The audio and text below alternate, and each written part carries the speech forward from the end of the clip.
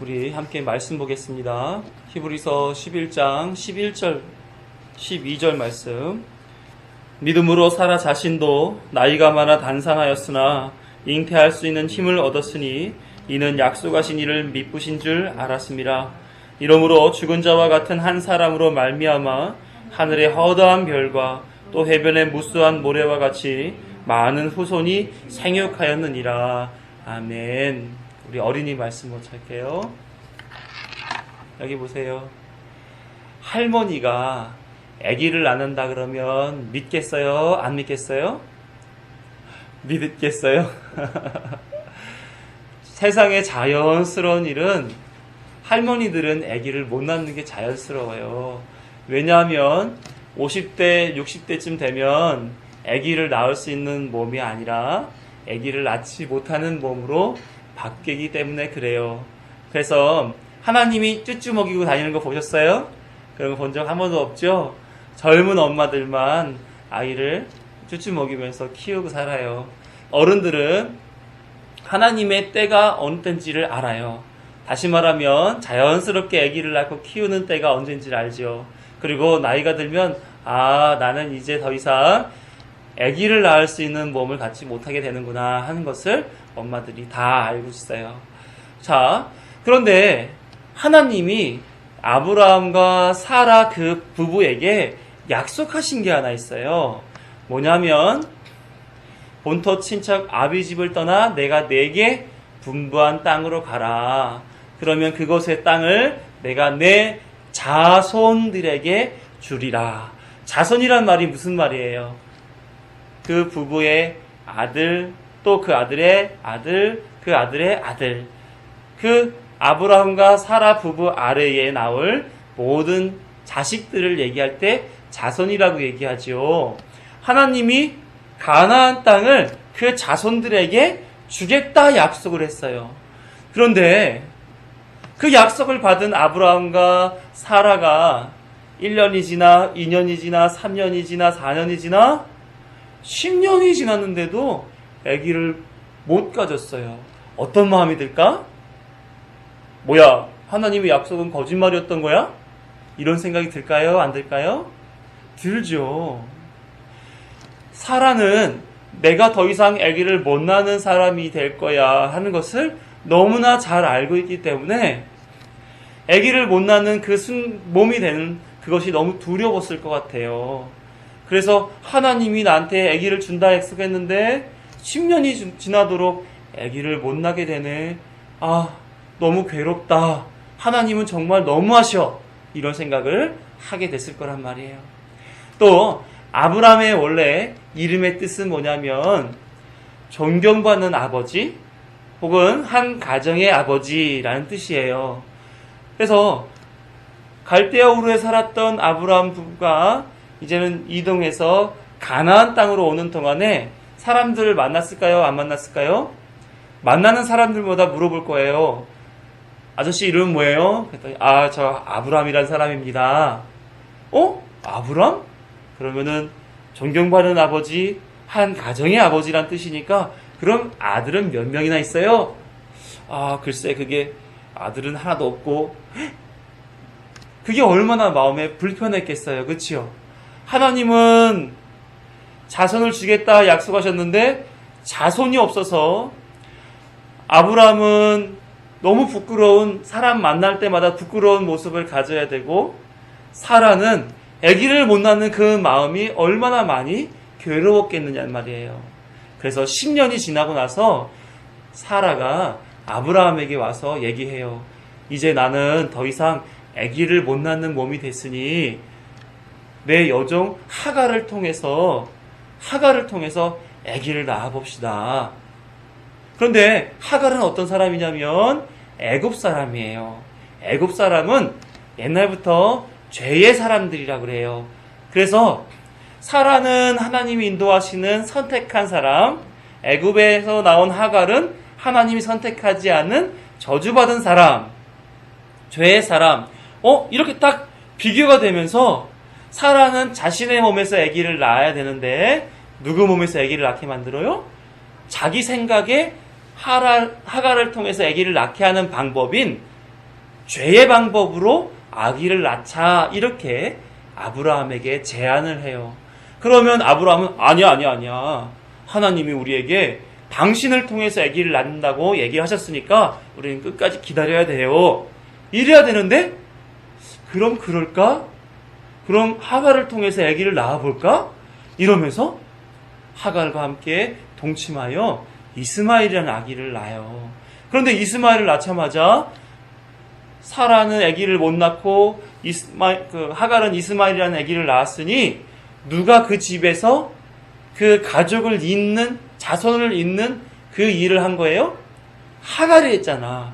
하갈의 힘이 세졌어요. 하갈의 생각이 더 강성해졌어요. 그래서 아이고 주인이라더니 아기도 못 낳고 나는 보다시피 아들을 낳았다고 나한테 까불지 마 이러면서 사라에게 하갈이 무시하기 시작했어요. 가정이 편안했을까요? 가정이 막 불안정했을까요? 불안정했었어요.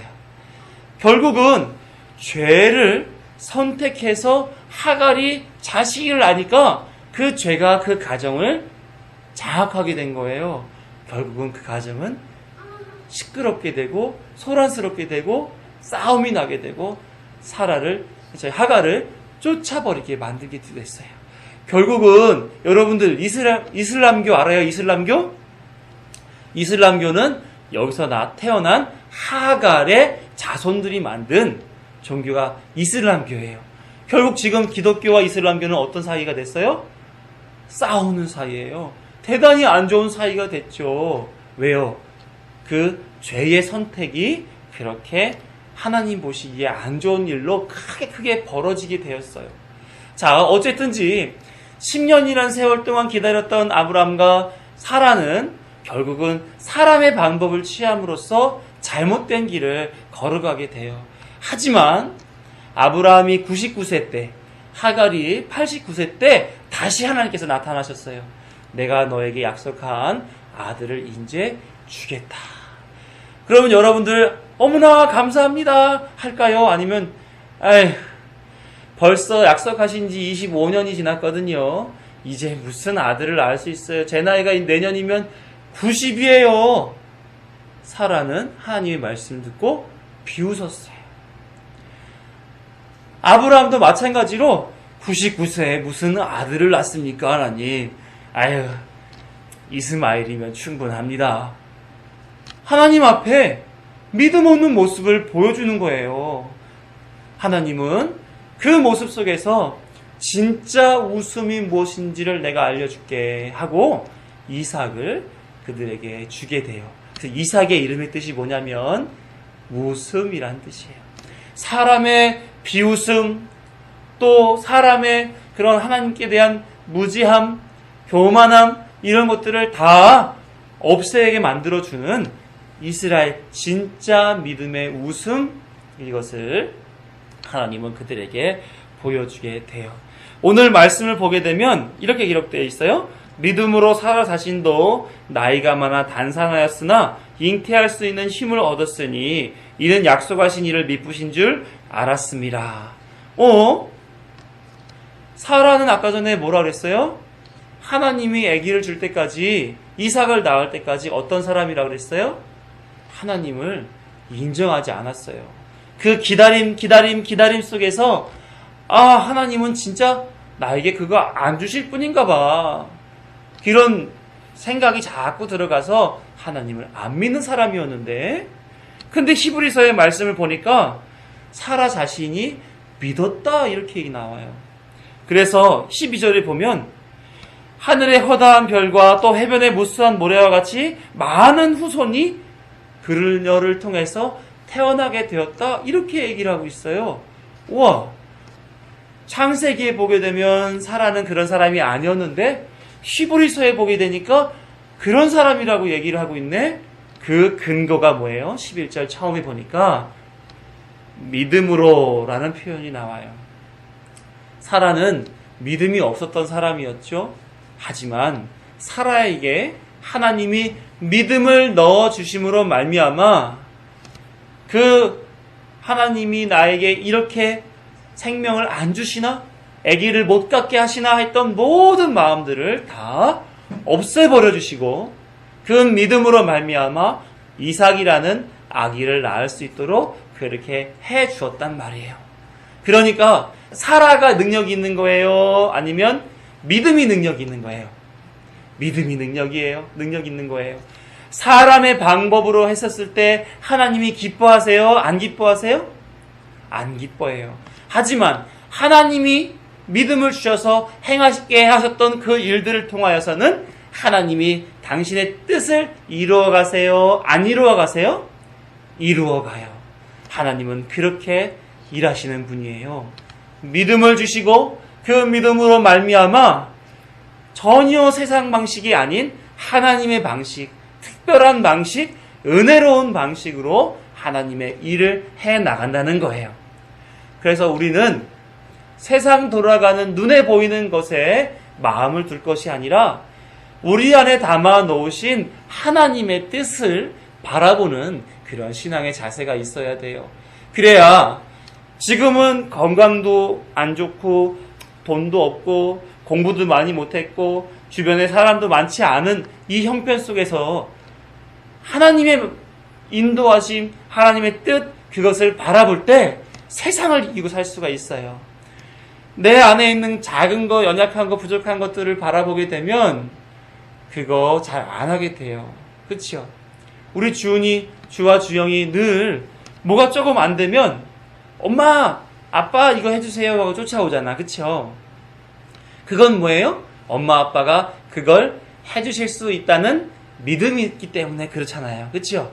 그래서 우리 어린이들은 안 되면 내 방법대로 하기보다 엄마, 아빠한테 쫓아와서 엄마 이거 해주세요, 아빠 이거 해주세요. 그러면 그 일이 이루어지게 되잖아요. 그 방법대로 우리는 하나님을 믿고 하나님 앞에 맡기고 하나님을 의지하고 의식하고 살아가는 삶의 모양이 있어야 된다 하는 거예요. 우리 어린이들 세상 바라보는 방식이 아닌 그 중심에 하나님 바라보는 그런 삶의 방식을 가지기를 바라요. 그렇지만 그게 쉽게 되지는 않을 거예요. 왜냐하면 기다리는 거 즐거운 일 아니라 빨리 일이 됐으면 좋겠기 때문에 늘 하나님 앞에 조바심이 날 거예요. 하지만 하나님 앞에 뭐 해야 된다? 기다리세요. 기다리시며 하나님의 일하시는 그 믿음의 방식을 기대하고 사세요. 그럼 하나님이 우리 어린이들이 정말 하나님의 뜻 안에서 바르게 잘 자라날 수 있도록 인도해 주시리라 믿어요. 그렇게 살자고요. 자, 어린이 말씀은 여기까지 할게요. 우리 어른 말씀 보겠습니다. 이 말씀에 담으신 하나님의 때를 기다릴 수 있는 신앙이 저와 여러분에게 함께 있기를 간절히 소망합니다. 창세기 12장을 보면 바벨탄 사건이 나와요. 사람들이 언어가 혼탁해짐으로써 전 세계적으로 흩어져 살아가게 됐죠. 그리고선 하나님께서는 그 흩어짐 속에서 새로이 다시금 하나님의 역사를 시작해 가세요. 너는 너의 고향과 친척과 아버지의 집을 떠나 내가 네게 보여줄 땅으로 가라. 하나님은 아브라함에게 명령하셨죠. 그곳이 어디입니까? 가나안 땅이에요. 가나안 땅. 아브라함은 하나님의 말씀을 듣고 식구들 몇과 함께 가나안 땅에 들어가게 됩니다. 그곳에서 하나님을 다시 만나게 되죠. 창세기 12장 7절을 보게 되니까 다시금 하나님께서 복 내려주시며 하시는 말씀이 여호와께서 아브라함에게 나타나 이르시되 내가 이 땅을 네 자손에게 주리라 하신지라. 자기에게 나타나신 여호와께 그가 그곳에서 제단을 쌓고 인간적으로 하나님께서 보내주신 약속의 땅이기 때문에 아브라함은 기대가 컸을 것 같아요. 이 땅에서 풍족한 삶을 살게 해주시겠지? 나로 하여금 만족스럽게 살도록 인도해 주시겠지? 뿐만 아니라 하나님께서 주시겠다는 복이 뭐였어요? 그 땅을 내 자손에게 주리라. 그러니까 그곳에서 자식 잘 낳고 키워가며 번성하며 살아갈 그 기대가 얼마나 컸겠느냐는 말이에요. 그래서 아브라함은 그 기대감 속에서 잘 살아보겠다고 최선의 노력을 기했을 것입니다. 그런데 창세기 12장 10절 이하를 보게 되면 뭐라고 기록되었냐면 그 땅에 기근이 심하였더라. 하나님은 아브람에게 아브람 너의 방식대로 살아가는 것 그거 아니야. 너가 지금 그런 마음을 가졌어? 그러면 난 거기서 너를 살게 할 수 없어. 이러면서 기근을 허락해 주신 거죠. 장막에서 지내는 아브람의 가족이 이 기근 때문에 얼마나 물 구하기도 힘들고 식량 구하기도 힘들고 더위를 이기는 그 일이 힘겨웠겠느냐 말이에요. 근데 한 해가 지나고 두 해가 지나고 그들은 버티다 결국은 애굽으로 떠나 나오는 일을 벌이게 됩니다. 그것도 어디로 간 거예요? 죄의 땅, 저주의 땅, 심판받을 자들 안으로 그들은 들어가 버립니다. 자기 생각대로 하다가. 그나마 확실히 주시겠다고 약속하신 자손 소식도 없기 때문에 막연한 시간을 보내는 그 속에서 그들 안에는 자꾸 불만이 불미듯 올라오기 시작해요. 전혀 하나님의 복의 증거가 나타나지 않기 때문에 이거 맞아? 이렇게 사는 인생이 바른 인생 맞아? 하나님이 정말 복의 근원이시고 능력자이시며 우리의 모든 주제가 되시는 하나님이 인도하시는 이 삶이 과연 이렇게 척박한 가나안 땅에서 기근과 함께 힘겹게 사는 게 맞냔 말이야 하고 나는 살 길을 택하겠어 애굽으로 가는 거죠. 사람들도 예수님을 믿는다 생각하면서 동시에 이 땅에서 잘 먹고 잘 사는 거, 다른 사람들에게 존중받는 어떠한 성숙함이 생기는 것, 이런 일이 자연스럽게 될 줄로 알고 있습니다. 그래서 하나님이 자신을 이끌어가는 삶을 어떻게 살아야 하느냐에 관심 가지기보다는 내가 얻을 복만 기대하며 살아가는 일들이 얼마나 많은지 몰라요. 그래서 믿지 않은 사람들이 하는 말이 하나님을 믿는다면서 어떻게 저렇게 살아? 하나님이 살아있기는 한 거야? 하나님 믿는다는 사람이 더 그러네. 이런 식의 비난하는 말들을 하게 됩니다. 이게 기독교에 대한 통념이에요. 하나님을 믿으면 복 받는다. 여기에는 어떤 것을 엿볼 수가 있습니까? 하나님의 뜻에 대한 관심은 없고 자신에게만 관심을 가지고 있다는 것을 보여주는 거예요. 하나님을 믿어서 나 잘 먹고 잘 사는데 하나님을 이용하겠다라는 것이 믿는 사람과 믿지 않는 모든 세상의 사람들이 가지고 있는 그런 어떤 생각이라는 말이죠. 잘 생각해 보세요. 하나님은 당신의 작정을 이 세상에서 섭리로 풀어 가십니다. 하나님의 방식대로. 그걸 우리는 역사라고 말하죠. 그래서 우리는 그 역사의 한 시대를 살아가는 그런 사람들인 거예요. 하나님은 하나님의 나라와 택한 백성의 구원이라는 뜻을 두시고 그 뜻을 완성하시기 위해 기쁘고 감사한 일도 있지만 때로는 괴롭고 힘든 일도 주시면서 하나님의 사람으로 온전케 하며 선악을 분별할 수 있는 자로 키워가신단 말이에요. 이런 과정에서 자신의 인생을 살면서 그리고 성경을 통해서 경험과 또 배움과 깨달음과 회개함, 이러므로 하나님의 뜻이 완성되는 나를 보게 되어 가는 거란 말입니다. 그러니 하나님을 믿는 사람은 모든 삶의 영역에서 하나님의 뜻대로 되어 있어 라고 하는 하나님께 대한 그 전제가 마땅히 있어야 되는 거예요. 그 전제 속에서 세상을 바라보고 판단하고 결정하고 따라 순종하며 살아가는 것, 그것이 자연스럽게 나타나져야 되는 거란 말입니다. 그런데 아브람은 그렇지 못했어요. 세상 돌아가는 모습, 자신의 현실의 모습, 약속의 내용들을 비추어 바라봤을 때 자신 안엔 늘 불평과 불만이 솟구쳐 나오는 것을 보게 되는 거예요. 우리도 동일한 성정을 가지고 있기에 만약에 아브람처럼 우리의 삶을 인도하신다라고 한다면 우리 안에 어떤 마음이 들까요? 불만의 마음이 들지 않겠습니까? 하나님 믿으면 복 받는다는데 나는 가난하고 아프고 외롭고 왜 막막하기만 해? 하나님의 뜻을 묵상하고 기다려야 할 그때에 자신의 현실을 더 크게 여기고 거기를 고민하며 염려하며 하나님을 외면하며 살아가는 것이 이 땅의 삶을 살아가는 사람들의 모습인 거예요. 다시 말하면 사람의 한계인 거죠. 더더군다나 아브라함의 이름의 뜻은 존경받은 아버지, 한 가족의 아비라는 뜻이에요. 그가 사레와 결혼한 후 계속해서 이동하며 살았겠죠.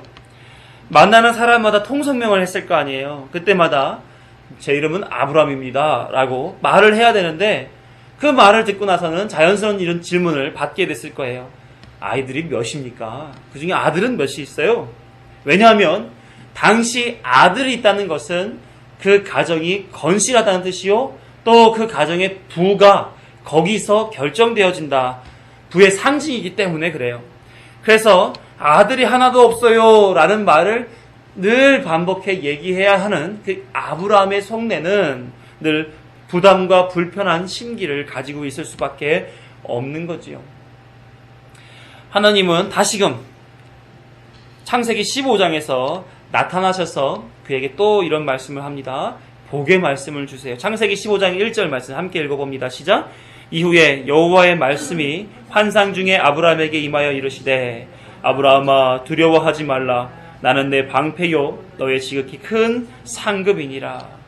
당시에 아브라함에게 있는 아들을 빨리 보고자 하는데 보지 못하면 어떡하나 하는 두려움, 또 존경을 원했지만 존경에 적합한 사람이 되기를 바랬지만 그런 형편이 되지 못했던 그 현실, 이 두 가지의 문제점을 하나님은 짚고 내가 너의 두려움을 다 안다, 염려와 근심을 다 안다 하면서 복의 말씀을 주신 거예요. 그런 하나님 너무 감사하지 않나요? 감사해야 되는 건 아닙니까? 그런데 아브라함은 그동안 쌓인 게 많은 거예요. 불편한 심기를 드러냅니다. 2절, 3절을 보시게 되면 그 말씀의 반응으로서 아브라함이 이렇게 얘기해요. 아브라함이 이르되 주 여호와여 무엇을 내게 주시려 하나이까? 나는 자식이 없사오니 나의 상속자는 이 다메섹 사람 엘리에셀이니이다. 아브라함이 또 이르되 주께서 내게 씨를 주지 아니하셨으니 내 집에서 길린 자가 내 상속자가 될 것이니라. 말투를 보세요. 어떤 말투 같아요? 하나님이 뭘 제게 주실 수 있습니까? 준다고 해놓고도 주시지 않지 않았습니까? 나는 자식이 없는 사람입니다. 하나님이 제 자손을 통해서 그 땅을 소유하게 만드신다고 하셨는데 그 일은 안 될 겁니다. 내 상속자는 나의 종 다메섹 사람 엘리에셀입니다. 이방 사람이지요. 결국은 또 자신의 방식대로 선택해 나가는 그런 삶을 보여주고 있어요. 하나님 앞에서 불평과 불만을 토로한 거지요. 그 이유를 3절에서 뭐라고 하냐면 주께서는 내게 씨를 주지 않아서 그렇습니다. 원인을 또 누구한테 돌려요? 하나님께 돌리고 있어요. 이처럼 불신앙, 이와 같은 불경건의 모습이 어디 있겠습니까? 우리가 만약에 하나님이라면 어떻게 반응할까요? 뭐라고? 감히 나에게 이런 말을 할 수 있어? 라고 하면서 호통을 치지 않을까요? 그런데 하나님은 다시금 약속을 또 해주세요. 4절에서 5절 보면 여호와의 말씀이 그에게 임하여 이르시되, 그렇죠?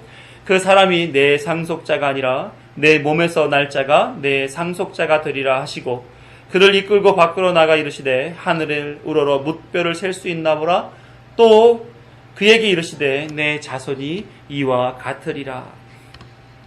아브라함은 하나님을 믿었어요. 하나님은 그 믿음을 그의 의로 여겨 주셨습니다. 이렇게 약속하신 하나님을 인정했다는 거죠. 이어서 하나님은 아브라함과 언약을 맺습니다. 그런데 이 언약을 맺은 이후에 또 아브라함의 모습을 볼 때에 어떠한 모습을 보게 되느냐면 그에게 복의 인생을 약속하신 것이 아니라 앞으로의 애굽 땅에서 종의 삶을 약속하셨고 그 후에 가나안 땅이 아브라함의 자손의 소유가 되시겠다라고 하는 그 언약 맺음 속에서 그러면 믿고 가야 될 거 아니에요. 믿음을 의로 여겨주셨으니까. 그런데 다른 길로 걸어가는 모습을 보여주고 있습니다. 나중에 확인해 보시자고요. 이렇게 하나님께서는 너에게 자손이 있을 건데 내가 내 몸에서 날짜로 내 약속을 지켜갈 거야 라는 얘기를 하셨단 말이에요. 이것은 무슨 얘기를 하는 겁니까? 이 역사는 내가 주관해. 내가 이루어지도록 결정한 그것이 이루어질 거야. 그 때를 기다려야 한단다 라고 얘기하신 거예요. 그것이 하나님이 주신 약속을 하나님이 지켜나가시는 방법이라는 겁니다. 역사는 하나님께서 주관하시고 하나님이 적절한 그때에 하나님의 약속을 이행하신다. 이것이 하나님의 언약을 완성하시는 방법이라는 거예요. 그러니까 믿음으로 나가는 사람은, 하나님을 믿는다 하는 사람은 뭘 기다려야 됩니까? 하나님이 이루어내시는 그 때를 기다릴 줄 알아야 된다는 거예요. 사람은 포퓰리즘이라고 하고 공명심이라고 하는 것 때문에 자신이 뭔가 할 수 있을 때 해내놓기를 바랍니다. 뭡니까? 자기 우상화 작업을 하는 거예요.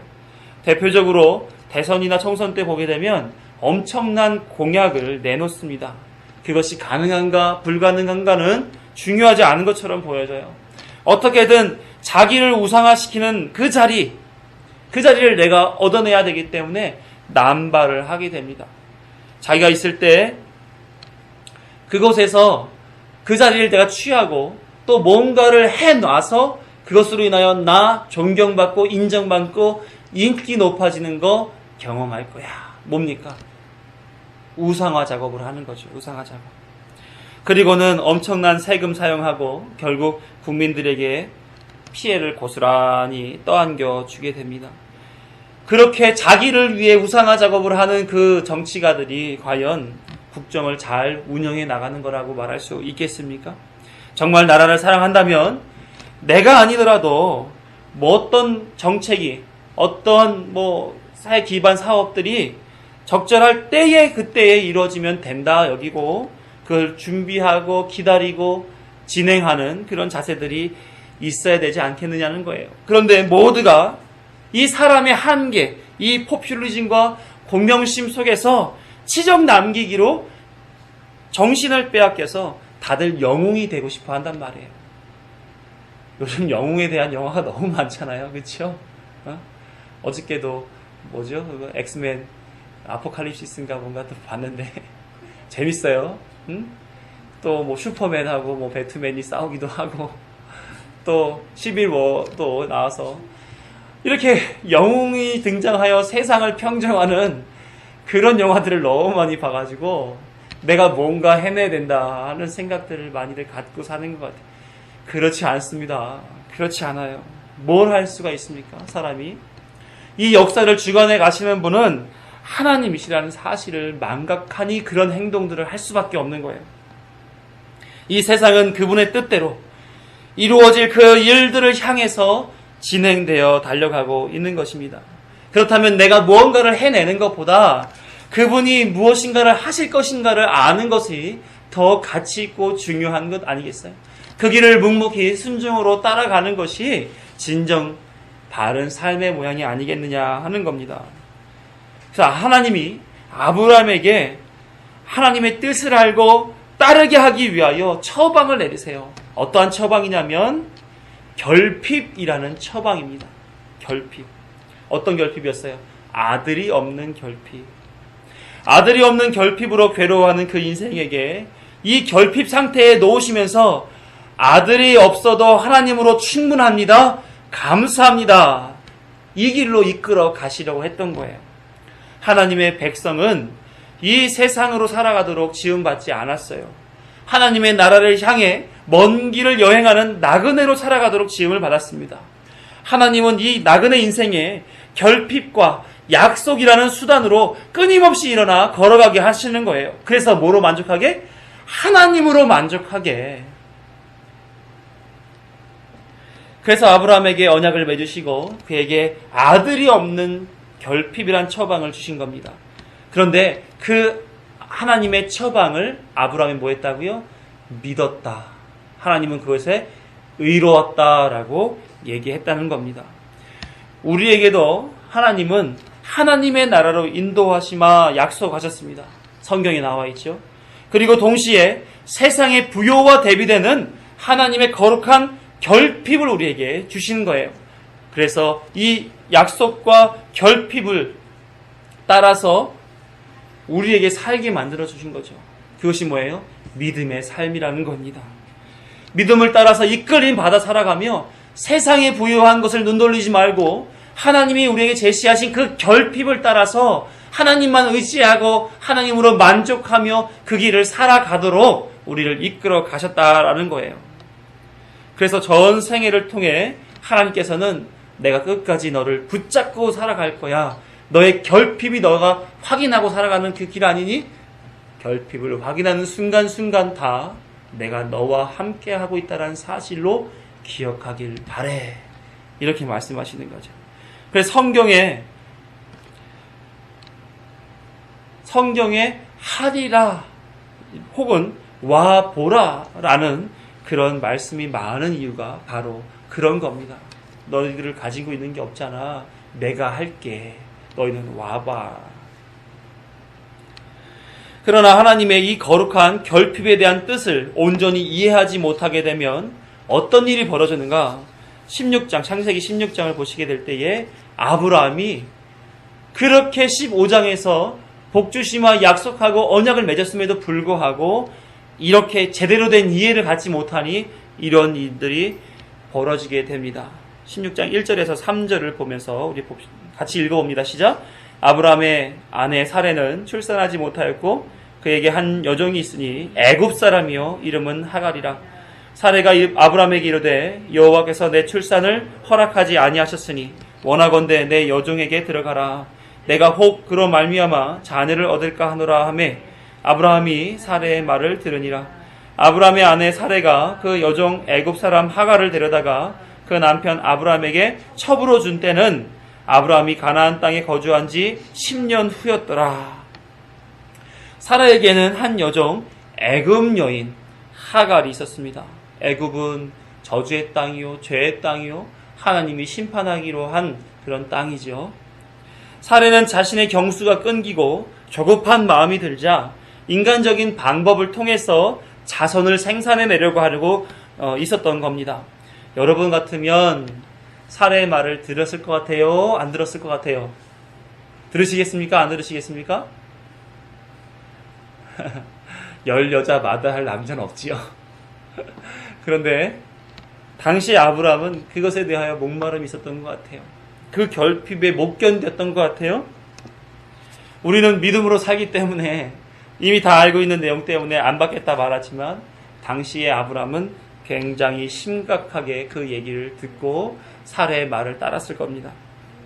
아브라함은 아들을 기다림에 지치고 사레는 불임이라고 한 낙담에 치우쳐져서 하나님의 언약보다 자신의 본능에 더 치우쳐져서 판단을 했던 것 같아요. 결국 아브라함은 하갈과 함께 이스마엘을 낳게 되고 그 이스마엘이라고 하는 존재 때문에 그 가정엔 불화가 생기게 됩니다. 더 나아가서 이스마엘의 후손이 누구예요? 창세기 16장 12절을 보게 되면 이스마엘의 후손들을 이렇게 표현해요. 그가 사람 중에 들나귀 같이 되리니 그의 손이 모든 사람을 치겠고 모든 사람의 손이 그를 칠지며 그가 모든 형제와 대항해서 살리라 하니라 하고 예언해 놓은 말씀이 있어요. 그들이 가지고 있는 호전성, 불법성 이런 것들을 언급해 준 말씀으로 보여요. 이 이스마엘의 후손인 사람들은 지금 어떻게 살고 있느냐? 이슬람 종교를 믿고 살아가요. 자기네들이 이스마엘을 통해서 다시 말하면 아브라함의 장자를 통해서 믿음의 계보가 흐르잖아요. 아브라함의 장자인 이스마엘을 통해서 흘러나온 자손이기 때문에 우리가 정통이다라고 얘기하면서 살아요. 그러면서 기독교와 이슬람교 계속해서 불편한 관계를 유지하고 있는 거 아니겠습니까? 결국은 하나님의 뜻을 제대로 이해하지 못한 아브라함과 사레의 그런 행동의 결과가 결국은 지금 수천 년이 흐른 지금까지도 이루어져 가고 있다는 것을 우리는 볼 수 있습니다. 그럼 이렇게 하나님의 뜻을 온전히 이해한 사람들은 어떻게 살아야 되는 겁니까? 바로 하나님의 때를 기다리며 살아야 한다는 거예요. 하나님은 이 결핍이라는 요소를 통해 그들의 믿음을 확인하시고자 하셨는데, 그들은 눈앞에 보이는 현실을 따라 하나님을 망각해버리고 내 방식으로 그것을 해결해버리려고 일을 했다는 겁니다. 하나님 없는 그 자리를 자신의 방식으로 채워서 하나님이 이끌어 가시고자 목적하신 그 일을 자기가 해내겠다라고 하는 것을 말하는 행동으로 표현해 주는 거죠. 예전에 모 교회에서 전도가 안 되니까 한 장로님이 인터넷에 글을 올렸어요. 예배를 드리면 2만 원을 드리겠습니다. 교회를 바르게 세우고 전도의 때를 기다려야 하는 장로님이 돈으로 전도를 사려고 했던 거예요. 그래서 대학생들, 노숙자들, 그 돈 얼마나 쉬워요. 1시간 반 정도 예배 드리고선 2만 원 받고 점심 먹고 집에 갈 수 있으니 얼마나 좋아요. 그렇죠? 그래서 모 교회가 그것 때문에 발칵 뒤집혀 본 적이 있습니다. 누구에게 잘 보이고 싶어서 그 장로님이 그렇게 했을까요? 과연 하나님께 잘 보이기 위해서 그렇게 했을까요? 어떤 교회는 부흥시켜야 한다고 한 부흥사를 장기간 강단에 세워서 집회를 열었습니다. 처음에는 새롭기도 하고 마음에 뭔가 뜨거운 것이 와 닿는 듯 해서 얼마나 열심히 사람들이 모였는지 모릅니다. 그런데 시간이 지나면서 성도는 늘지 않고 부흥사와 담임 목사의 관계가 서먹서먹해지자 자연스럽게 부흥회는 사라져버리고 서로가 이게 뭐야 이러고 끝나는 일이 벌어지게 되었습니다. 과연 그 부흥회가 하나님이 두신 그 교회의 본연의 목적을 위해서 했을까요? 아니면 인간적인 방식으로 유명한 부흥사 데려다가 교회 좀 키워보겠다라고 하는 짤막한 얄팍한 사람의 생각으로 이루어진 일일까요?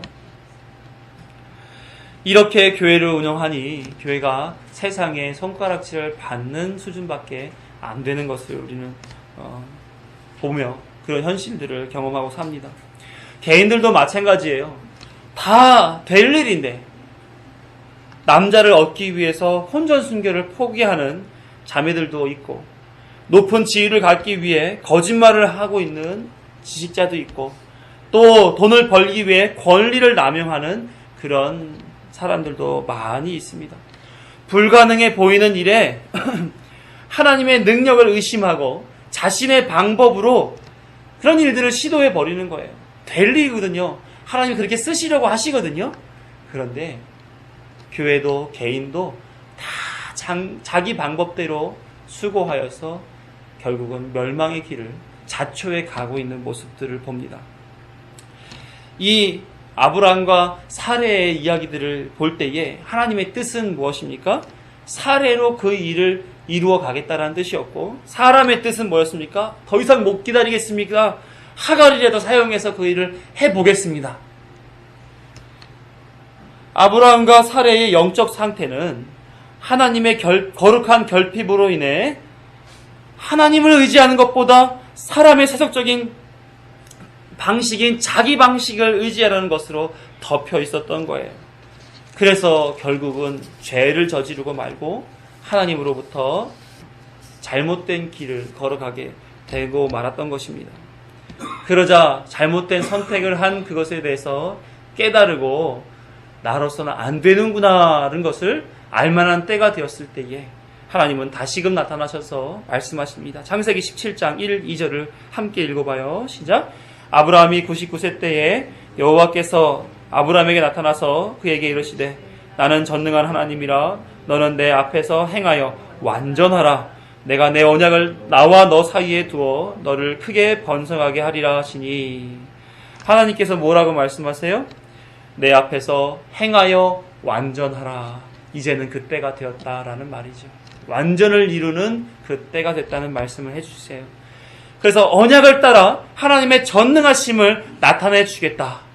너는 이전의 세상에 얽매여 살아가지 말고 이제는 내 뜻대로 행하여 완전하라 라고 얘기하고 계신 거예요. 그리고 그들의 이름을 바꿔줘요. 아브람을 열국의 아버지로. 그래서 아브라함이라고 바꿔주죠. 사레는 열국의 어미 사라로 이름을 바꿔주세요. 그리고 아들을 낳을 것을 그들에게 말씀해 주십니다. 아브라함의 나이 99세, 사라의 나이 89세 때에 이루어진 일이에요. 아브라함 75세 때 주셨던 그 약속을 25년이 지나서야 이제야 허락해 주십니다. 뭡니까? 아브라함은 그동안 믿음으로 기다렸어야 되는 거예요. 하나님의 때를 기다렸어야 되는 것을 우리에게 확인시켜 줍니다. 이제 지금까지 아브라함과 사라의 이야기가 있었죠. 이제 히브리서 본문과 한번 비교해 보시자고요. 오늘 본문을 한번 읽어봅니다. 시작. 믿음으로 사라 자신도 나이가 많아 단산하였으나 잉태할 수 있는 힘을 얻었으니 이는 약속하신 이를 미쁘신 줄 알았습니다. 이러므로 죽은 자와 같은 한 사람으로 말미암아 하늘의 허다한 별과 또 해변의 무수한 모래와 같이 많은 후손이 생육하였느니라. 사라가 나이가 많아 단산, 더 이상 자식을 낳을 수 없을 때가 되었지만 믿었기 때문에 하나님이 태의 문을 열어주셔서 잉태하여 주셨다. 이런 말씀을 지금 기록해 놓은 건가요? 아니죠. 이 문장의 주어는 사라가 아니라 믿음인 거죠. 12절에 사라를 죽은 자와 같은 한 사람이라고 소개하고 있어요. 이게 무슨 뜻입니까? 더 이상 생명을 잉태할 수 없는 죽은 자의 모습이라는 거예요. 그런데 이 주체인 믿음이 그에게 잉태할 은혜를 주었다라는 것을 설명해 주고 있는 것입니다. 그래서 믿음을 따라 살게 함으로 말미암아 언약을 맺으신 대로 별과 모래같이 많은 후손들을 생육할 수 있게 하셨다라는 것을 히브리서 기자는 열어주고 있는 것입니다. 그래서 아브라함은 열방의 아비요, 사라는 열방의 어미로서 살게 해주셨다 하는 것을 우리에게 알게 해주죠. 이와 비슷한 이야기가 있습니다. 그의 생애는 의롭지 않았어요. 자기 방식대로 늘 한결같이 살아왔습니다. 그런데 이 믿음이 그를 의롭게 만들어준 그 인물이 하나 있어요. 아브라함의 조카 롯입니다. 그는 소유가 많아져서 아브라함과 함께 있기가 어려워졌어요. 자신의 양떼와 아브라함의 양떼가 늘 풀먹는 것으로 인해서 대립하게 살았단 말입니다. 그랬더니 그러면 아브라함이 얘기하죠. 너는 어디로 가니? 나는 너가 가는 곳에 반대로 갈게. 동으로 가면 난 서로 가고 너가 서로 가면 난 동으로 가고. 그래서 롯은 뭘 선택합니까? 죄의 땅 소돔과 고모라로 향하여 나가게 됩니다. 잘 먹고 잘 살기 위해 간 거예요. 그는 그곳에 가서 소돔과 고모라를 거처로 삼아서 할 일이 뭐였겠습니까? 그곳의 문화에 젖어 살았던 것 아니었겠어요? 죄의 땅의 그 모습 그대로를 그냥 영위하고 살았을 것입니다. 그가 한 일은 소돔과 고모라를 불로 심판할 때에 뒤를 돌아보지 아니한 행위 한 것밖에는 없어요. 하나님이 다 하신 거죠. 그 안에 믿음을 넣어주시고 소돔과 고모라를 떠나 나오게 하시고 돌아보지 않게 하시는 그 믿음이 그를 살리게 된 것입니다. 그런데 베드로 사도는 그를 뭐라고 얘기하냐면 베드로후서 2장 6절 7절에서 이렇게 얘기합니다. 소돔과 고모라 성을 멸망하기로 정하여 죄가 되게 하사 후세에 경건하지 아니한 자들에게 본을 삼으셨으며 무법한 자들의 음란한 행실로 말미암아 고통당하는 의로운 롯을 건지셨으니 그곳에서 젖어 살아서 아무렇지도 않게 문제의식 없이 생활했던 그 롯을 지금 뭐라고 베드로 사도가 얘기해요? 의로운 자다 이렇게 얘기합니다. 왜요? 결국 믿음으로 이끌린 삶을 살았기 때문에 그런 평가를 받는 거예요. 그가 의롭게 된 이유가 하나님이 하나님의 때에 믿음을 주시고 의롭게 하신다는 것 외에는 아무런 이유가 없었던 겁니다. 사랑하는 성도 여러분, 하나님은 이처럼 일을 하세요. 믿음을 넣어주셔서 믿음에 입각한 삶을 살아가도록 인도하시는 방법을 취하신단 말입니다. 그렇게 살아가는 인생들에게 주는 것은 두 가지. 하나님의 약속, 이 말씀을 통하여 약속을 주시고 또 하나는 그 약속을 붙잡고 살아가게끔 만드는 이 결핍이라고 하는 내용을 주신다는 거예요. 이것은 눈에 보이는 일이 아니죠. 또 세상 현실 속에서 자연스럽게 벌어지는 그런 일들 아닙니다. 초자연적인 은혜의 수단이라고 하는 것입니다. 창세기 17장 17절에서 19절을 보게 될 때 아브라함이 엎드려 웃으며 마음속으로 이르되 100세 된 사람이 어찌 자식을 낳을까? 사라는 90세니 어찌 출산하리요? 하고 아브라함이 이에 하나님께 아뢰되 이스마엘이나 하나님 앞에 살기를 원하나이다. 사람은 이렇게 얘기를 해요. 자연스러운 거, 현실적인 거를 얘기합니다. 그런데 하나님은 뭐라고 말씀하시냐면 19절에서 하나님이 이르시되 아니라 내 아내 사라가 내게 아들을 낳으리니 그의 이름을 이삭이라 하라. 내가 그와 내 언약을 세우리니 그의 후손에게 영원한 언약이 되리라. 뭡니까? 하나님의 말씀은 세상의 자연스러운 방식 아니다. 내가 주는 초자연적인 은혜라는 방식으로 이 일이 이루어질 거야. 아브라함과 사라는 하나님이 일하는 방식을 보고 웃었습니다. 이 웃음을 우리는 비웃음으로 알지요. 하지만 하나님은 이삭, 이름의 뜻이 웃음이에요. 진정한 웃음을 그에게 웃게 해 주셨습니다. 그래서 이들은 더 이상 불신앙의 웃음을 웃지 않았습니다. 약속을 지키시는 하나님의 능력과 신실하심에 새로운 놀라움을 느끼면서 진정한 기쁨에 웃음을 지었습니다. 그래서 이삭을 하나님이 바치라고 했죠. 아브라함이 주저하던가요? 아니요.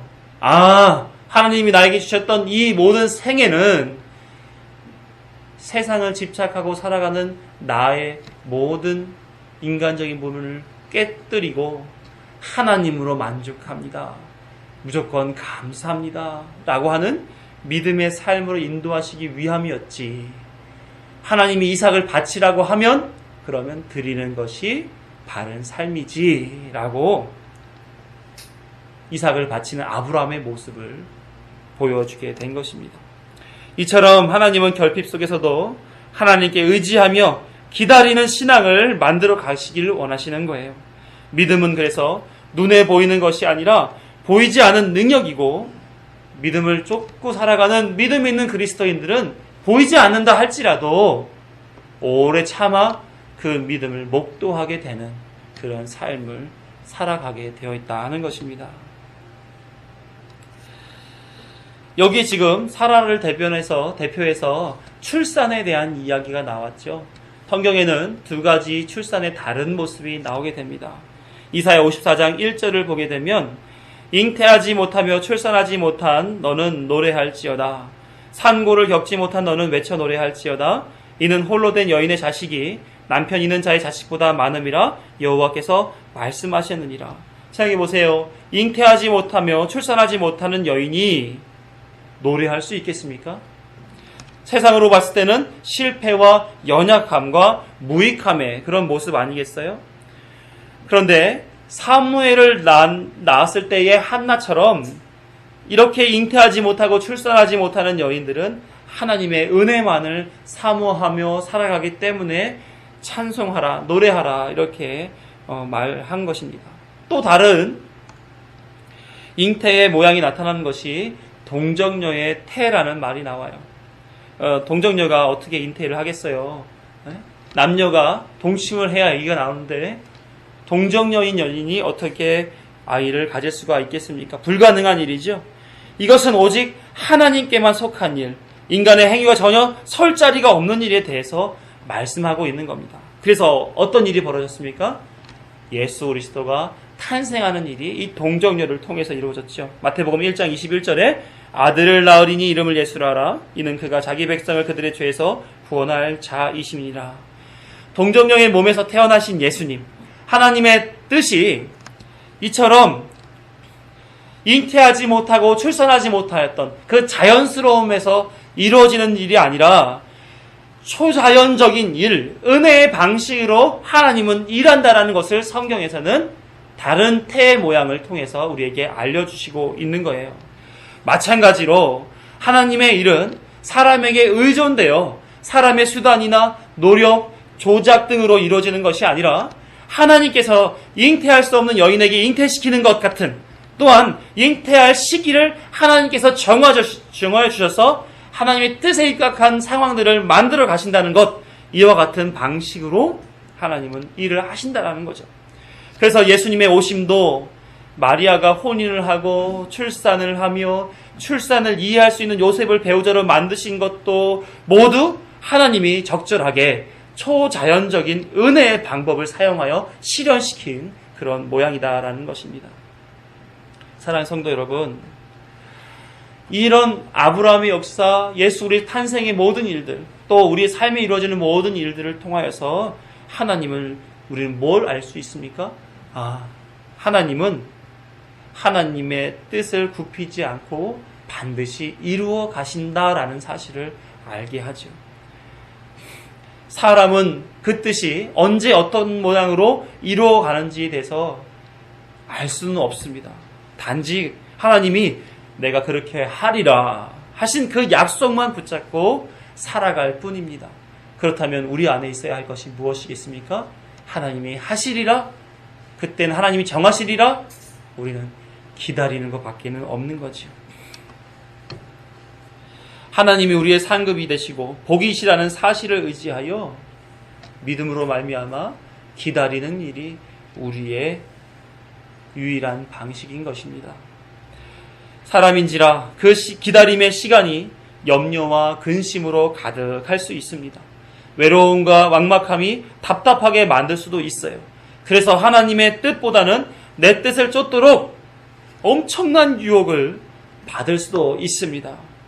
하지만 우리는 믿음의 사람이잖아요. 그러한 세상의 방식들에 또 죄의 미혹에 넘어가 살아가는 사람이 아니지 않습니까? 믿음은 그리스도인으로서 살아가도록 끊임없이 집중하도록 만들어주는 그런 힘을 갖고 있습니다. 반드시 하나님이 시작하신 이 일을 하나님께서는 마치실 거야. 나는 이 일을 믿고 살아가야만 해. 믿음이 이끌어 간다란 말이에요. 이 믿음의 일에는 예외가 없어요. 저와 여러분의 인생 안에서도, 이 교회에서도, 더 나아가 전 세계의 모든 피조 세계도 다 하나님이 그러한 방식으로 끝까지 책임져 이루어 가실 것입니다. 성경이 전하는 진리가 바로 그것 아니겠습니까? 이제는 하나님이 성도의 인생을 이끌어가는 방식을 이해하시기를 부탁드립니다. 왜 일이 사는 게 힘드냐 하고 푸념만 하지 마시고, 하나님이 나를 붙잡고 계시구나, 이 결핍은 하나님이 주신 거야, 하나님이 복으로 인도하시기 위해, 그러면 나는 지금 잠깐 힘들 수 있지만 반드시 하나님께서 나에게 복을 주시고 구원으로 이끌어 가시겠구나 하는 것을 아시란 말입니다.